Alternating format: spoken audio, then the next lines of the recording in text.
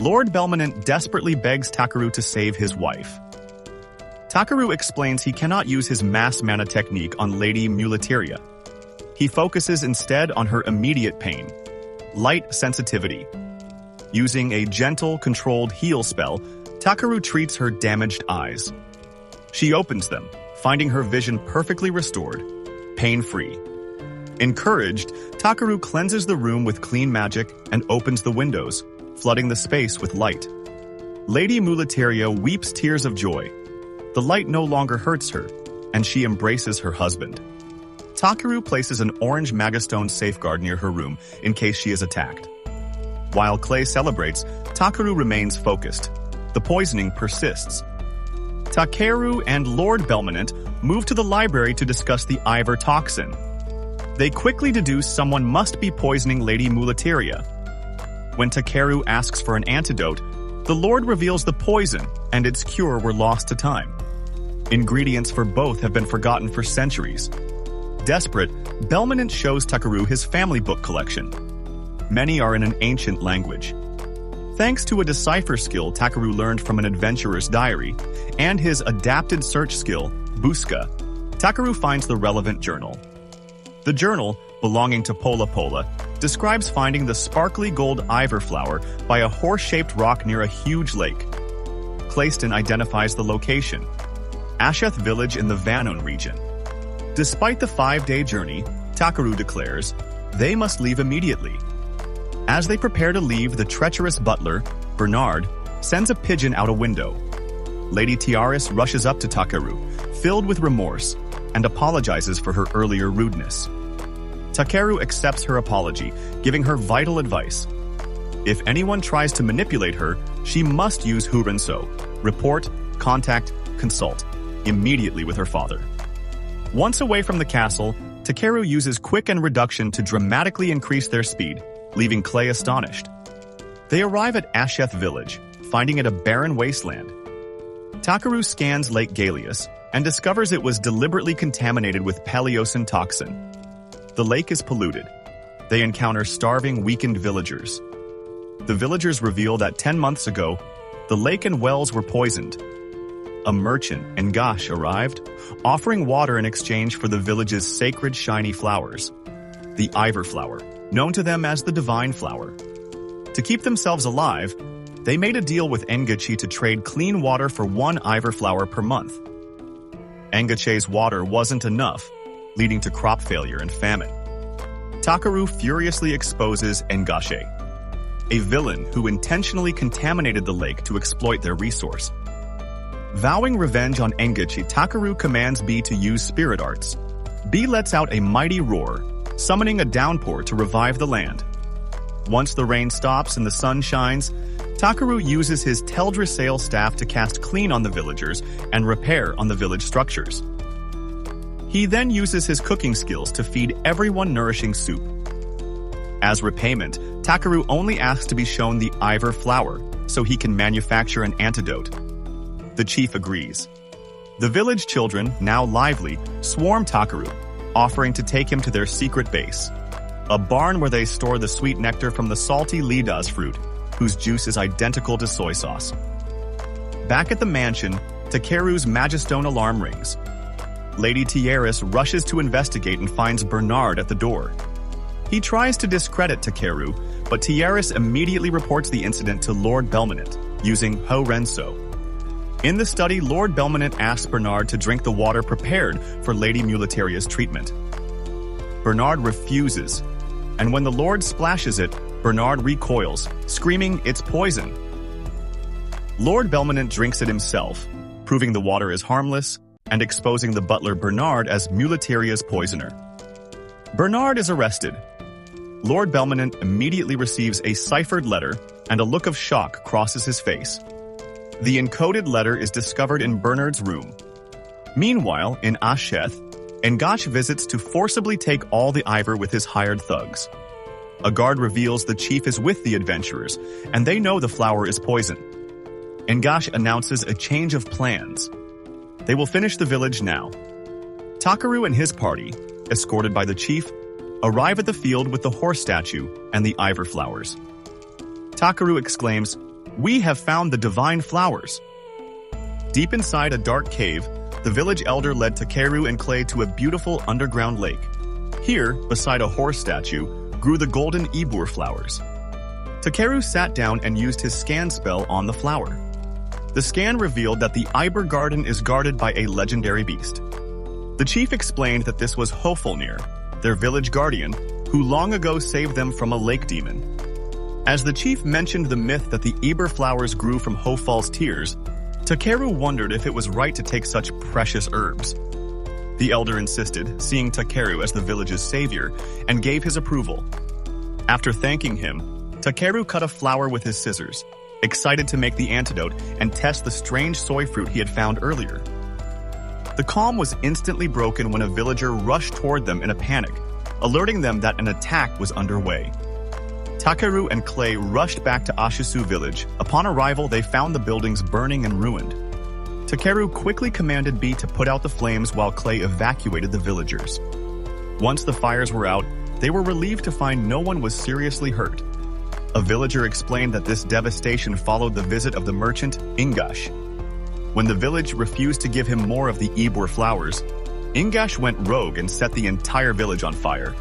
Hearing this, Takeru clenched his fist in rage. The elder then revealed that the boy, Ganza, was missing. An old lady confirmed that Ingash's subordinates had kidnapped him, fleeing toward the lake. Using his enhanced search skill, Takeru quickly located the villains inside an abandoned fortress. Though the chief warned them, Takeru reassured him that Clay, an A-rank adventurer, would certainly bring Ganza back. Outside the fortress, Takeru and Clay waited in the bushes. B flew to a window and returned with intel. The bandits were shamelessly having a celebratory party inside. Hearing the thieves rejoice after burning a helpless village sent Clay flying into a rage. Transforming into his dragon form, he prepared to destroy them. Takeru calmed him down, pointing out that a reckless charge could put Ganza at risk. Clay, frustrated but realizing Takeru was right, suggested a concealment technique. Using their magic, Takeru and Clay infiltrated the fortress, quietly knocking out a drunk guard. While searching the bandits' storage for evidence of poison, they heard the bandits laughing upstairs, mocking the village and revealing Ingash's true, malicious plan. The bandits boasted they would use Ganza as a hostage to get the Ibur flowers. Their discussion turned to exploiting Lord Belmonant's wife's poisoning, intending to spread the news globally to market Ibur as a rare, untreatable poison and sell it for huge profits to assassins. Takeru finally understood why the merchant was so interested in the flower. Clay, now restless with fury, was given the command to obliterate the bandits without killing them. Clay burst through the main door, terrifying the thieves. Seeing his subordinates overwhelmed by the dragon, Ingash decided to escape. He ordered a goon to retrieve a secret weapon. Suddenly, the invisible Takeru, impersonating a bandit, tricked Ingash into revealing Ganza was safely secured in an outer building.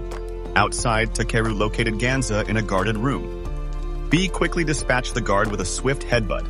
Takeru broke the lock by hardening his hand, and Ganza ran into his arms crying in relief. The bandits outside panicked, fleeing from a terrifying monster, a giant sea anemone, the secret weapon summoned by Ingash. Takeru scanned it and found it was only a B-rank demon. He rushed back inside to help Clay, who was struggling against the creature's endlessly regenerating tentacles. Takeru used an ice breath skill to freeze the demon's entire body and instructed Clay to aim for the brain between its two red eyes. Clay struck with a powerful punch, but the demon was only enraged, unleashing an army of tentacles. The attack blew Takeru and Ganza out of the fortress. Takeru managed to toss Ganza to B before falling into the poisonous lake below. As he sank through the toxic water, Takeru lamented that he might die, but realized his body had acted on its own to save the boy. He heard a woman's voice from the void, but stubbornly ignored it while dwelling on his fate. Finally, she yanked him out of the water. Takeru saw a flying horse holding him, the legendary Hofalnir. Hofalnir showed Takeru that the lake had turned a pure blue color, explaining that Takeru's magic had purified the water. She revealed that centuries ago, she used all her power to create the Ibur flower to absorb the lake's poisonous magic, turning herself into the stone statue. Takeru's recent absorption of the poison had restored her power. After accepting her thanks, Hofalnir returned Takeru to Clay and Ganza, then transformed into a burst of light. Back at Belmainant's mansion, Takeru and Clay used a doctor from the Adventurers Guild to create the Eber antidote. Takeru gave the liquid to Lady Miluetta. She improved instantly. Takeru confirmed via scan that the poisoning was completely cured. The good news brought Tuss to tears, and the whole family wept in celebration. Afterward, Takeru returned to the village to help rebuild. He reassured the chief that Ingosh was safely in the custody of the territory lord. The grateful chief asked how to repay him, and Takeru asked only to collect the Eber flowers for future antidotes. He then showed the chief his true reward. He cooked a potato and poured a sauce over it made from the villagers' bitter discarded lidus fruit. The chief immediately fell in love with the taste. Takeru revealed the sauce was soy sauce and proposed a business deal, buying the seemingly useless lidus fruits in bulk and selling the resultant soy sauce as a Belsim village specialty. Finally, while riding out of the village, Takeru admitted he was exhausted. He looked at the sun and thought he was hallucinating when he saw Hofalnir materialize beside him. Clay saw her too. Hofalnir landed and, transforming into a woman, declared she was tired of being stuck in the village and wanted to travel the world with him. Though Clay objected, Hofalnir reminded Takeru he needed a horse anyway. Takeru nodded, but thought it was too much to use a legendary beast like a common mount. Hofalnir didn't seem to mind, and happily told Takeru he can go wherever he wants with her, cementing her place as a new, legendary pain in the rear end. A few days later, Takeru went to visit Gralis, seeking to commission another pair of superior harvesting scissors. The master blacksmith immediately boasted that his latest sword had won a prestigious competition, crediting Takeru's supply of high-quality Ildrite ore. Gralis, eager to return the favor, was thrilled to create the finest gathering scissors Takeru could imagine. Leaving the shop, Takeru found Hofalnir waiting impatiently. Though he appreciated her companionship, her mischievous streak showed when she asked if she should whip Gralis to speed up his work. Takeru quickly diverted her, and Hofalnir settled for simply demanding food. This soon led to an amusing squabble with B, who also wanted a snack. Their bickering was interrupted by Grit, who invited Takeru to the Adventurers Guild for an urgent discussion. Inside, Grit explained that the guild was preparing for its annual gathering competition. While Takeru politely declined Ariana's invitation, citing his status as merely a casual gatherer, Grit revealed that Lord Belmainant himself was sponsoring the entire event and specifically requested Takeru's participation. Unable to refuse a friend and benefactor, Takeru reluctantly agreed. Outside the guild days later, the guildmaster announced the event was sponsored by Belmainant as a recovery gift for Lady Miluetta. The objective for the competitors was to collect 7-colored wool from the rare rainbow sheep. Takeru, despite his gathering skills, was surprised he hadn't heard of the material, which the guildmaster acknowledged was extremely rare and might require extensive research. Critically, the guildmaster forbade any assistance from party members, emphasizing the event's solo spirit. Hearing this rule, Hofalnir realized she couldn't serve as Takeru's mount. After running through the regulations, Clay reluctantly told Takeru he would have to go alone, which shocked poor B. Takeru reassured them, confident in his magic, but when Clay suggested using teleportation magic to cheat the search, Takeru refused, reasoning that such blatant use of high-tier magic would only cause trouble and create sore losers. The guildmaster announced the start of the competition, but B, desperate not to be separated, refused to leave Takeru's side.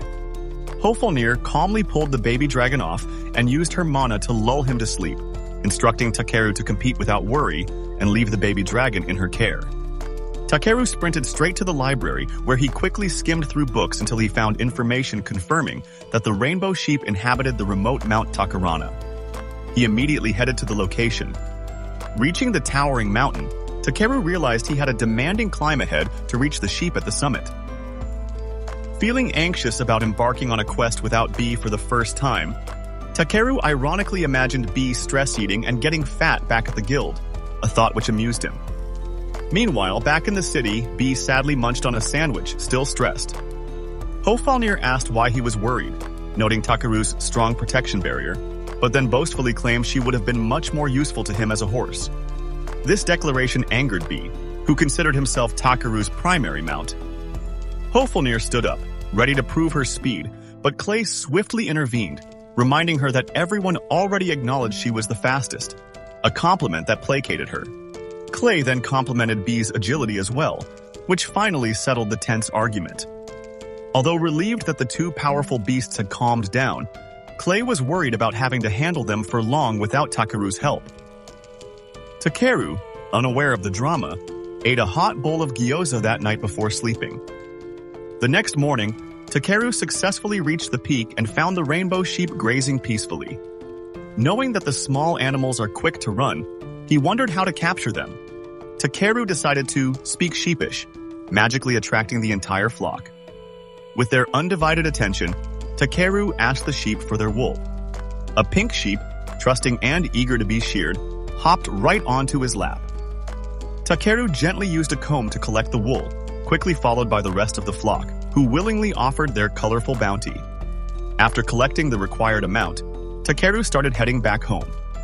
During his descent, he paused, noticing a majestic dragon flying nearby, and wondered if B would grow up to look just as magnificent. Upon Takeru's return, B immediately awoke and clung to him, crying as if Takeru had just survived a war. Shortly thereafter, the guildmaster announced Takeru's victory and promoted him to FB rank. Takeru was initially confused by the rank, but the guildmaster explained it allowed him to accept gathering or adventuring quests ranging all the way from F rank to B rank. Although Takeru seemed to consider focusing purely on gathering, the guildmaster strongly cautioned him against consistently over-delivering on product quality.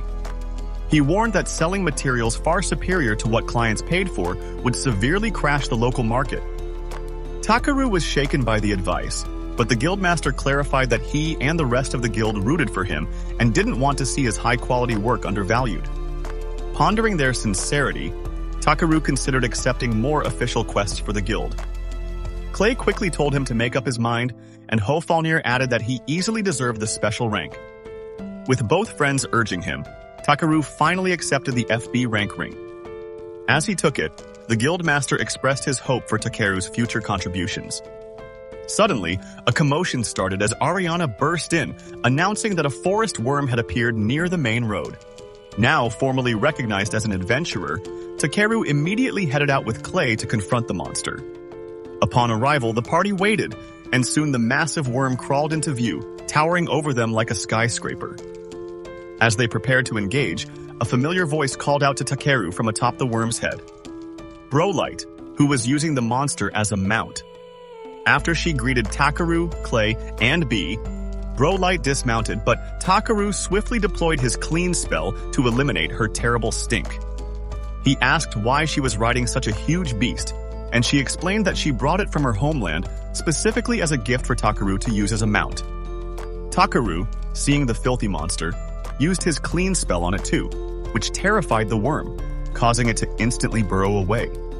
Takeru explained to Brolight that such large monsters were unsuitable mounts, prompting her to wonder if she should find a horse instead. Hofalnir quickly interjected, saying he didn't need one. Takeru then invited Brolight back to the city to explain everything. After treating her to a feast, Takeru explained his adventures since their last meeting, including forming a party with Clay and meeting Hofalnir. Brolight asked if she could join their party, and Takeru agreed immediately. Brolight proudly revealed her A-rank adventurer ring, surprising Clay, who she assured worked hard to achieve it. While Clay was excited to spar with Brolight, Hofalnir sensed Brolight had a pure soul, finding her spirit soothing. When Hofalnir began to refer to Brolight by a secret identity, Brolight quickly asked her to keep it private, which Hofalnir agreed to. Takeru then asked Brolight the real reason she needed his help. She revealed that her sister, Ludakara, the village priestess, had fled their homeland. Due to Ludakara's sacred role, village tradition required her to marry an elf to produce powerful children, but she refused to marry a random smelly man. Ludakara promised she would only accept the arranged marriage if she was given a beautiful white horse as a gift. Sadly, by the time Brolight finally procured the horse, Ludakara had already disappeared to get milk. Though Takeru felt uncomfortable with the seriousness of the situation, Brolight convinced him that he was the perfect person to find her sister. Takeru reminded Brolight that if he brought Ludicara back, she would be forced into a marriage she hated. Brolight clarified that she wasn't seeking to force her sister's return, only to understand why she had disappeared without a word. Understanding Brolight's sincere feelings, Takeru agreed to help and asked Clay and Hofalnir to join the quest. Both agreed without hesitation. Brolight then led them toward the elven village, explaining that they would find it once they stumbled across a forest that met specific conditions. Takeru was baffled that she could simply use any forest to travel home, but Brolight explained that she uses elven magic to manipulate space, creating a gateway to her homeland. Through certain points in the world, a process Takeru noted sounded similar to his own teleportation spell. Hofalnir excitedly offered to get everyone to the target forest at lightning speed. Transforming into her majestic horse form, she instantly captivated Brolight. They all enjoyed a comfortable, fast ride into the forest's depths. Upon arriving, Brolight used a summon spell to create a small, swirling vortex, the portal to her land. She instructed everyone to touch the vortex and close their eyes before entering. Brolight stepped through first, Clay and B followed, but Takeru hesitated, unnerved by the spatial gateway. Before he could enter, Hofalnir warned him to keep a close eye on Brolight, hinting that she carried painful secrets despite her cheerful demeanor. Hofalnir then passed through, leaving Takeru alone. He finally summoned his courage, touched the portal, and was sent through a spatial vortex into a vast, breathtaking elven land. Takeru admired the beautiful landscape, only to be met by his angry companions, beaten up from waiting so long. Before Takeru could ask what happened, arrows suddenly shot out at them. Takeru blocked the shots with a shield, and Brolight frantically asked him not to attack, realizing the archers were her own villagers. Soon, several elven villagers approached them, visibly angry that Brolight had returned. Meanwhile, deep within a dark cave, a small team of elf scouts discovers a peculiar monument. One scout reads an ancient prophecy inscribed there, which foretells that when the elves eventually lose their noble bloodline, an outsider will appear to revitalize their lands with new strength. Back with the party, Brolight attempts to persuade the lead elf that Takeru's group intends to assist them in searching for her missing sister.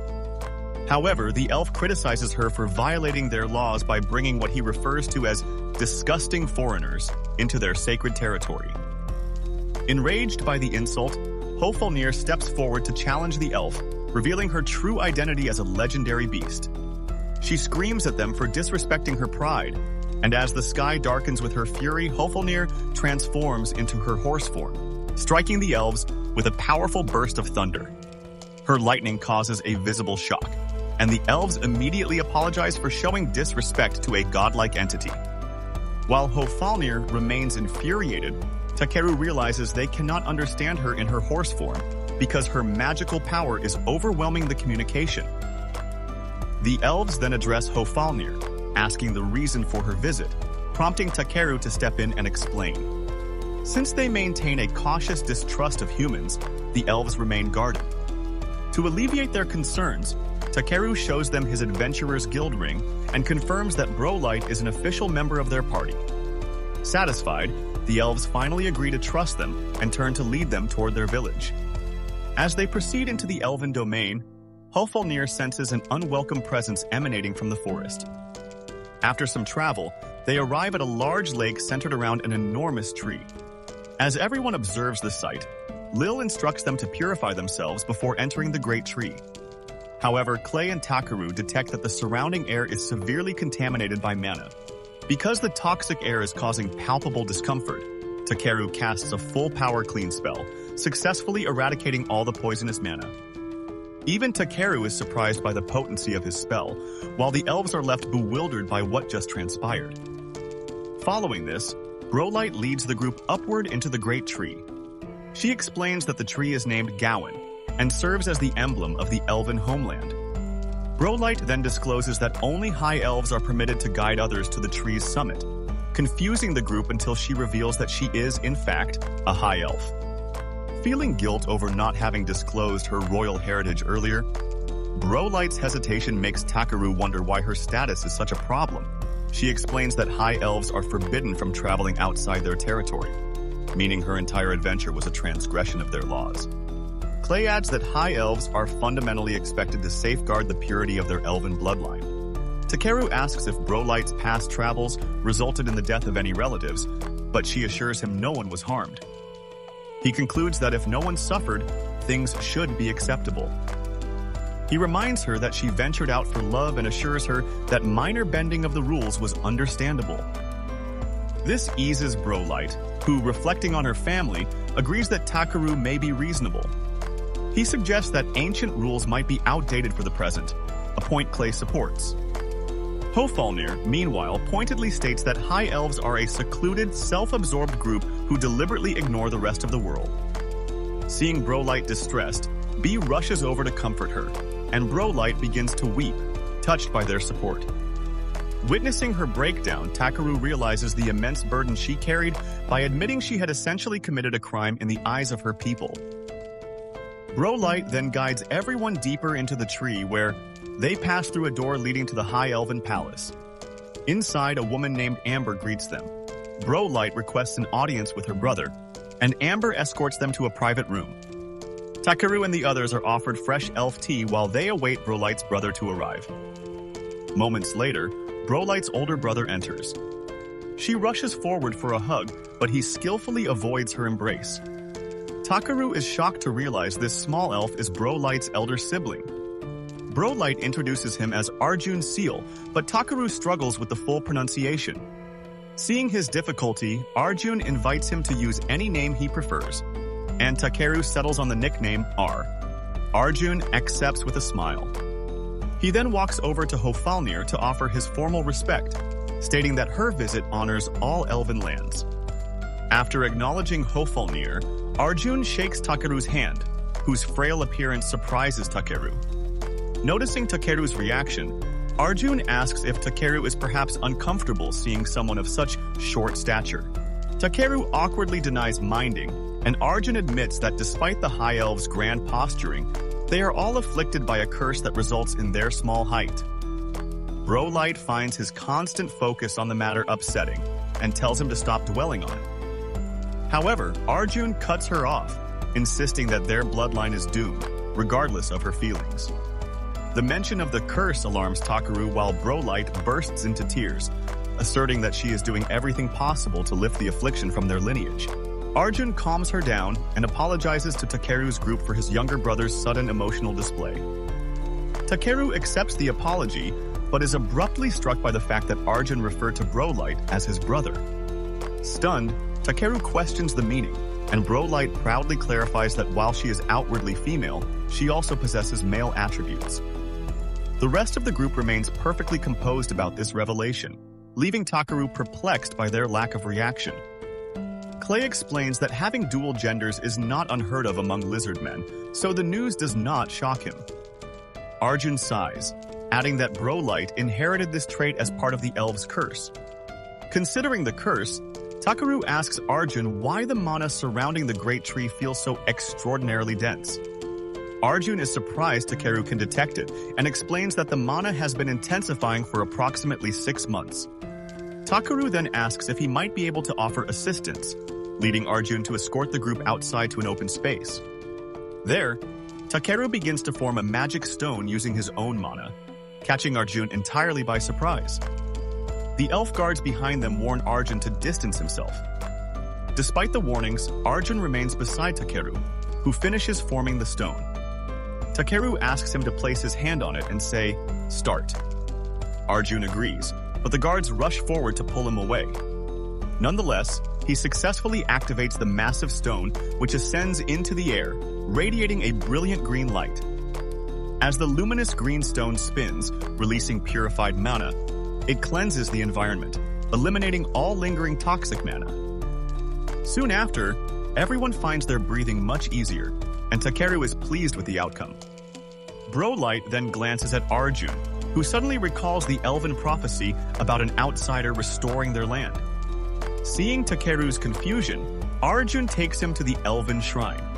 Once there, Takeru comprehends the entire prophecy after a single reading, astonishing Arjun. Focusing on the part about the elves losing their noble bloodline, Takeru begins to question its meaning. Arjun believes it refers to the curse placed on the High Elves, which causes Takeru to wonder if the prophecy's outsider might actually be him. Despite Arjun nodding, Takeru thinks he doesn't truly fit the prophecy because he merely purified the air, not the land itself. However, he does accept that the outsider must originate from a different lineage. Later, while bathing with clay and bro light, Takeru continues to reflect on the prophecy's underlying message. Remembering they still haven't located Brolight's sister, he decides that solving the prophecy must become his highest priority. After the bath, Brolight steps outside to enjoy the fresh air, and Takeru joins her. When he asks about the elven curse, Brolight remains silent. Just then, Amber approaches them from behind, offering to explain everything. Amber informs Takeru that the curse is a strange chronic illness that has rapidly spread among the High Elves. She notes that the disease first appeared in High Elf children several generations ago. However, about 50 years ago, the condition mysteriously worsened significantly, affecting their lives much more severely than before. Amber reveals that many newborn elven babies now do not survive longer than a week, leaving Takeru to question the disease's possible cause. Tragically, Amber doesn't know the cause either, and she breaks into tears, recalling her own baby's death and fearing the end of her entire race. While Brolight comforts Amber, Takeru considers how to solve this medical mystery. Sometime later, he meets the elven queen Melceria, who is immediately taken aback by the unusual color of Takeru's aura. Since Takeru is unaware of what she means, Melceria examines the hue of his mana closely. Before long, she notices B perched on his shoulder and instantly recognizes that Takeru is the most powerful being in their world, personally chosen by an ancient dragon. Excited by the recognition, B flies out to greet the queen. Melceria then thanks Takeru for purifying their land. He accepts her gratitude and asks if an earthquake a few months prior might have caused the mana in the air to thicken. The queen nods, surprised that Takeru correctly identified the cause, confirming that an earthquake was indeed responsible. Takeru then begins to suspect that the concentrated mana might have been triggered by the emergence of a powerful monster. Arjun asks the queen what their next course of action should be, prompting her to request Takeru's help with the situation. He agrees, but mentions he has one final request. The following day, Takeru gathers the group for a discussion. He uses a magic item to activate a soundproof barrier, ensuring their conversation remains confidential. Takeru announces that he has identified the source of the curse on the elven bloodline. He reveals that Amber, Melceria, and Arjun are all suffering from genetic disorders. Stunned by the revelation, Takeru asks Brolight about Amber's husband. Brolight reveals that Amber is married to her twin brother, allowing Takeru to piece together the entire issue. He explains that the elves are not actually cursed. They are suffering from genetic disorders caused by inbreeding. In their focused effort to maintain a pure bloodline, the High Elves consistently married close relatives, which ultimately led to this problem. Realizing this, Takeru understands that the prophecy was not about him being the outsider, but about the need for an individual of a different bloodline to revive the elves.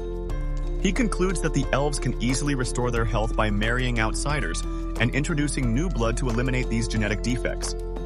When he proposes marrying elves from different countries, Brolight is astonished by the simplicity of the solution. Overwhelmed by the possibility of saving her race, she begins to cry tears of joy. However, Clay points out that the elves might be resistant to abandoning their centuries-old traditions based solely on their advice. Brolight thinks Arjun and her mother would readily listen, but Takeru wonders how to persuade the rest of the elven population. Ultimately, he asks Hofalnir to deliver his message with a stern warning, given the great respect the elves hold for her. Hofalnir questions his eagerness to help so many people, asking if Takeru is attempting to save the entire world for no personal gain. He responds that he is merely helping Brolight because she is his friend. Hofalnir agrees to deliver the message, assuring Brolight that she will help save her people. She then turns to Takeru and demands a massive reward in return, making him curious about what she could possibly desire. In the end, Hofalnir requests a substantial amount of buttered potatoes, concluding the episode. And that's it for this week.